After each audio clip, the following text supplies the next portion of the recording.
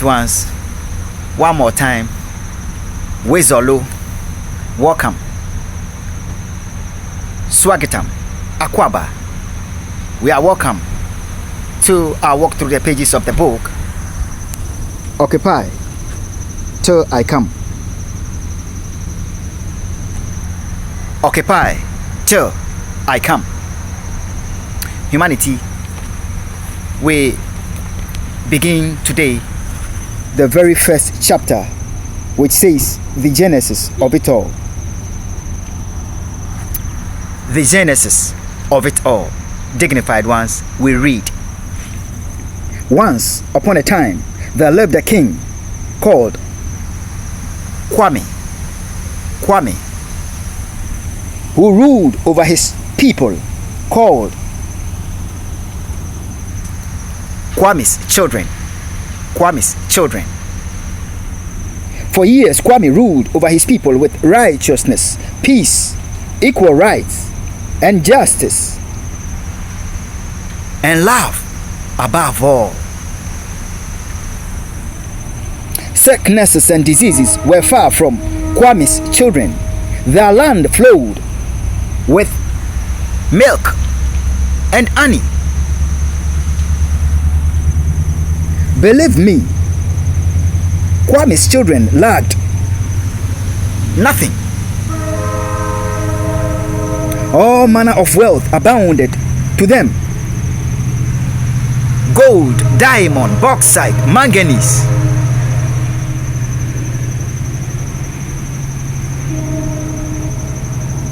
timber, and chocolate tree, which possessed the healing power for the wounds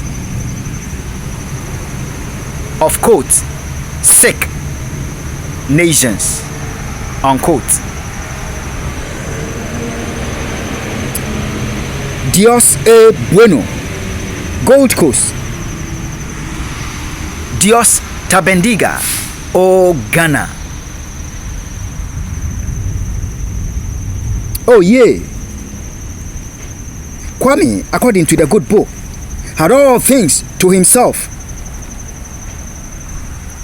The earth is the Lord's, and the fullness thereof.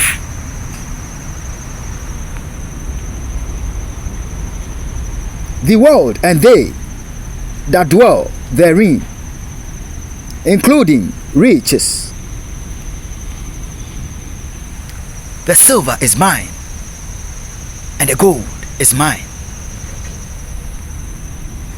saith the Lord of hosts.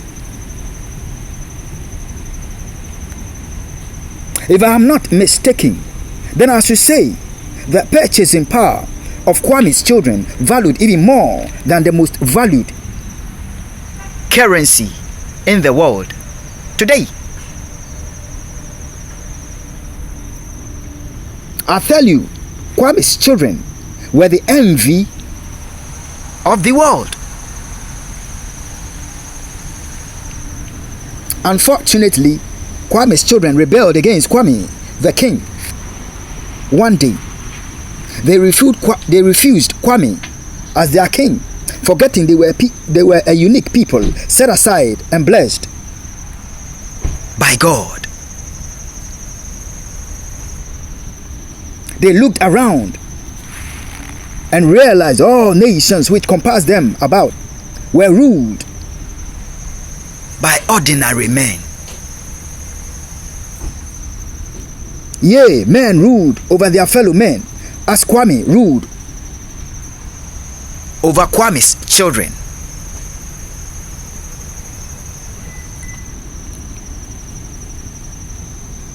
Godly people who in times past thought and behaved godly went fleshly and began thinking in a reprobate manner. They requested from Kwame a human king, because they could no longer see themselves as Kwame's children, but ordinary men who required a mortal being to rule over them. What sort of king are you? All around us have kings who could be seen with the naked eyes. But since our fathers taught us of you as our king, never have we seen or touched you before. We therefore refuse you as our king. We want a king who can talk, smell, see, hear, feel, and taste like we do. So we reject you as our king, said Kwame's children to Kwame, their king. Kwame in all patience explained to them how wicked and cruel a human king could be to them. But none of Kwame's persuasions could make his people change their minds. Although Kwame could have ruled over his people forcibly, he didn't. Neither did his anger kindle against them. In response to their unreasonable demand, Kwame, the king, told his people, "If you have refused me as your king and have requested for a human king instead, let your wish be done. But I wish you could be a little patient with me, so I could come down in a human form to live among you by my name Yesu Christo. Yesu Christo.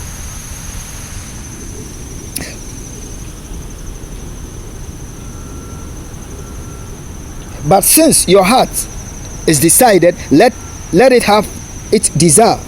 Here you are with a man of good stature and fair. Make him your king." Oh, sad, so sad. Kwame's children, upon seeing their new king, who was nothing but a mere human being, began chanting, "JJ, Junior Jesus! JJ, Junior Jesus! JJ, Junior Jesus!" With singing, drumming, and dancing, they invaded their principal streets of their lovely city, thanking Kwame for giving them JJ, Junior Jesus Christ, who their eyes could behold. Kwame's children made a mortal man his equal by their chants. And couldn't Mr. Junior Jesus have rebuked Kwame's children?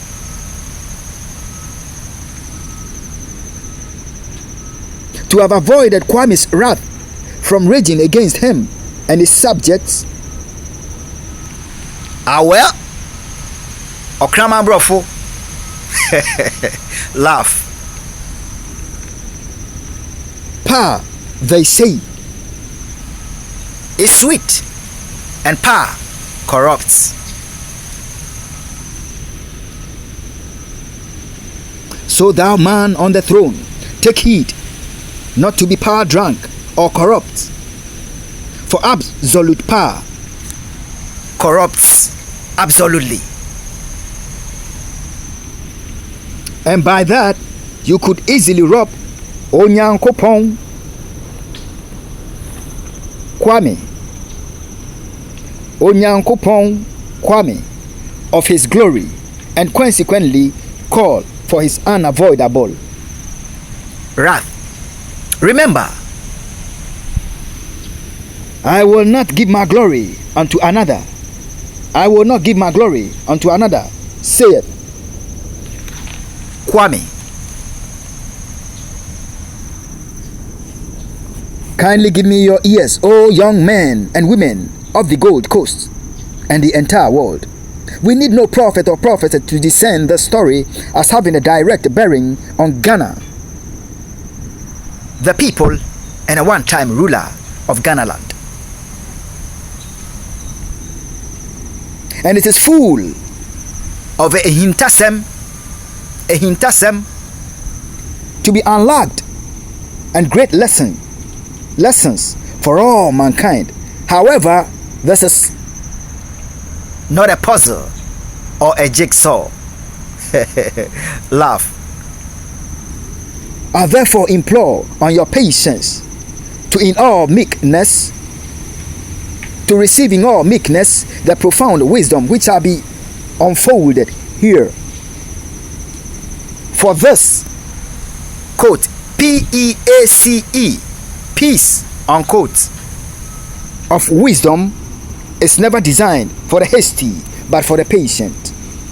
Not for the proud, but for the humble. Yea, not for the superior human, but for equal humans. And remember, in wisdom and knowledge lie the stability of our time. Selah.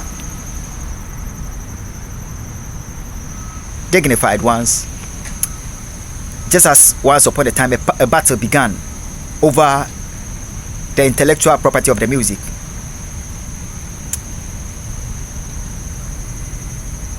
in Bube, so that in the year 2005, a battle began over my intellectual property, over my blessing, over my gift, over my talent, over my crown. But by the Lord I stood, and peacefully and unweaponly, non-violently, and battled on with the Lord, pressing on until today. We have in my hand my gift, my talent, my crown, and my reward. Why did I not give up? Because the scripture tells me that let no man take thy crown. Humanity, we shall end here on this chapter 1 and continue in the next video.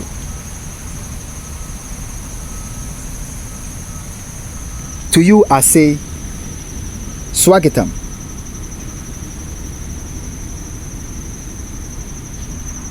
No, this time not Swagatam. Sukriya. Sie. Medamase. Thank you for joining me one more time with our walk through the pages of the book. Occupy till I come. Occupy till I come. This is your brother Osei Osakodie of TRC Ghana in the United States of America, bringing to you and presenting to you the chapter 1 of the book Occupy Till I Come. Occupy Till I Come. Humanity, we continue with chapter 1, the genesis of it all, in the next video. God bless you. Hasta luego. We shall meet again. Bye bye.